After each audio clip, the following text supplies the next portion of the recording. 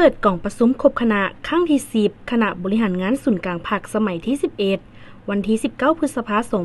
2025ที่สำนักงานศูนย์กลางภาคได้เปิดกล่องประชุมครบคณะครั้งที่10ของคณะบริหารงานศูนย์กลางภาคสมัยที่11ได้เปิดขึ้นอย่างเป็นทางการโดยการเป็นประธานของสหายทองลุ้นศรีสุริตเลขาธิการใหญ่คณะบริหารงานศูนย์กลางภาคประชาชนปฏิวัติลาวประธานประเทศแห่งสปป.ลาว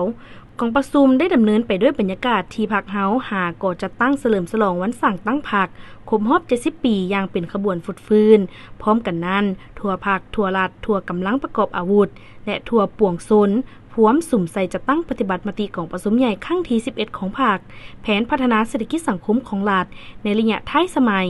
บรรดาองค์คณะพรรคกระทรวงองค์การและท้องถิ่นพร้อมขุนเขี่ยวซุ้มใส่ก้าเกี่ยมดำเนินกล่องประชุมใหญ่องค์คณะพรรคตนให้สำเร็จตามแผนที่วางออกเพื่อก้าวเข้าสู่กล่องประชุมใหญ่ครั้งที่12ของพรรคในท่ามกลางสภาพการของสากลและภาคพื้นยังสืบต่อผันแปรไปอย่างไววาซับซ้อนและคาดคะเนได้ยากโดยเฉพาะอยู่ภายในประเทศเฮา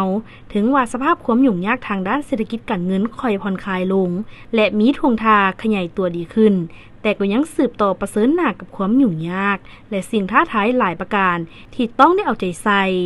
กองประชุมศูนย์กลางครั้งนี้จะได้พร้อมกันพิจารณาค้นคว้าปรึกษาหารือและตกลงเวียกงานสำคัญดังนี้ 1. ตีราคาการจัดตั้งปฏิบัติแผนพัฒนาเศรษฐกิจสังคมแผนงบประมาณแห่งรัฐแผนเงินตรา6เดือนต้นปี2025และทิศทางแผนการ6เดือนท้ายปี2025ติดพันกับการจัดตั้งปฏิบัติวาระแห่งชาติว่าด้วยการแก้ไขปัญหายาเสพติด 2. การค้นคว้ามีคำเห็นชี้นำต่อห่างเอกสารของกองประชุมใหญ่ครั้งที่12ของพรรคซึ่งประกอบมี5เอกสารคือห่างโครงการการเมืองของพรรคห่างรายงานการเมืองห่างแผนพัฒนาเศรษฐกิจสังคมกฎระเบียบของพรรคฉบับปรับปรุงห่างบทสำรวจการนำพาร่วมของคณะบริหารงานพรรคสมัยที่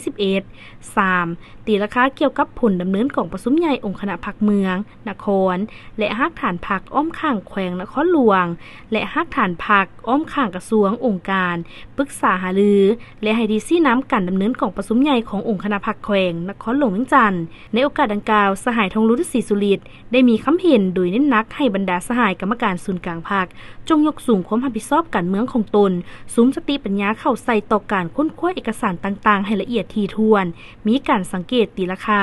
ใจแยกปัญหาให้ลึกซึ้งรอบคอบภาวะวิสัยและยืนอยู่บนจิตใจปฏิวัติบุกสร้างการหันเปลี่ยนที่แข็งแรงกล้าคิดกล้าเสนอให้ที่ซี่น้ำต่อปัญหาสำคัญต่างๆเห็นให้กองประชุมศูนย์กลางครั้งนี้บรรลุได้ตามระดับคาดหมายที่วางออกตอบสนองได้ตามความต้องการของโค้ยของสังคม